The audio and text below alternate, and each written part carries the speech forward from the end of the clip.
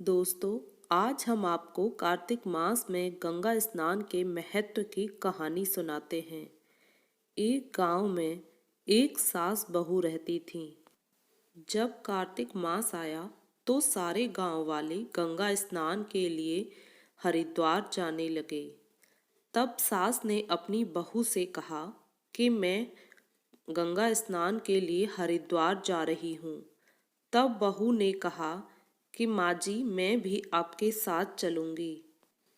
तब सास बोली कि अभी तुम नहीं जाओगी, अभी तुम्हारी कोई उम्र नहीं है जाने की। अभी मैं ही कार्तिक स्नान के लिए गंगा जी जा रही हूँ। तुम घर पर रहकर ही घर का काम संभालो। इतना कहकर सास सभी गांव वालों के साथ हरिद्वार गंगा स्नान के लिए चली गई। फिर वह बहू एक कुम्हार के पास गई और उससे 33 मिट्टी के कुंडे खरीद कर ले आई और उनको ले जाकर छत पर रख दिया।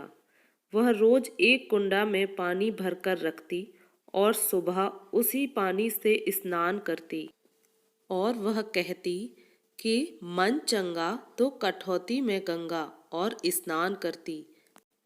ऐसा बोलते ही गंगा माँ की जलधारा उसके उस कुंडे की धार में आ मिलती और वह कुंडे से स्नान करके उसको उल्टा करके वहीं छत पर रख देती।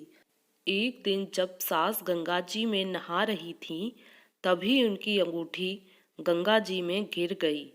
जब बहू घर पर नहाने लगी तब उसने कहा, हे गंगे माता, आपकी जलधारा मेरे इस कुंडे के जल में आ जाए। तभी ऐसा बोलते ही गंगा माँ खुश हो जाती हैं और अपनी जलधारा उस कुंडे में प्रवाहित कर देती हैं। जैसे ही वह धारा आई, उसी धारा में उसकी सास की वह अंगूठी भी आ गई। बहू ने उसे देखकर पहचान लिया कि यह तो उसकी सासू माँ की अंगूठी है। कार्तिक का महीना समाप्त हो गया। अब सभी गांववासी, उसकी सास, सभी हरिद्वार से गंगा स्नान करके गांव वापस आए।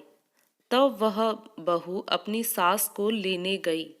जब सास ने देखा यह तो उसकी अंगूठी है, तब वह बहू से बोली कि यह तुम्हारे पास कहाँ से आई।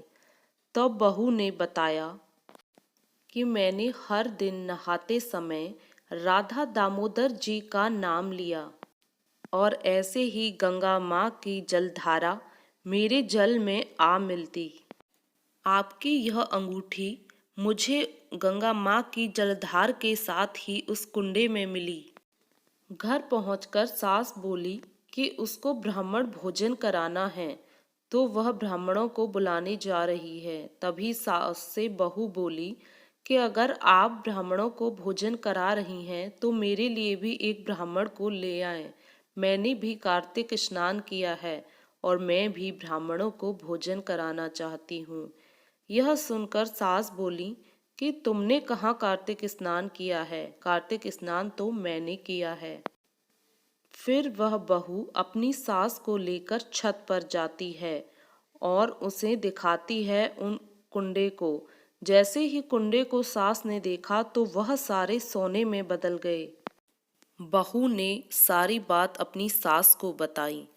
तब सास बहू से कहती हैं कि तुम्हारे कर्म अच्छे थे कि तुम्हारे कुंडे में गंगा माँ की जलधारा आई और मेरे मन में अहंकार था, मैंने ऊपरी मन से ही गंगा स्नान किया। अब सास को भी अपनी गलती का एहसास हो रहा था।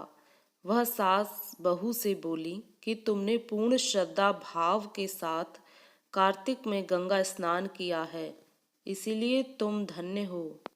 इसीलिए बहू तुम्हें राधा दामोदर भगवान मिले हैं।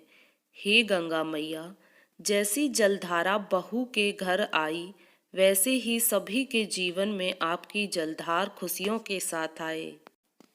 जय हो गंगा मैया की।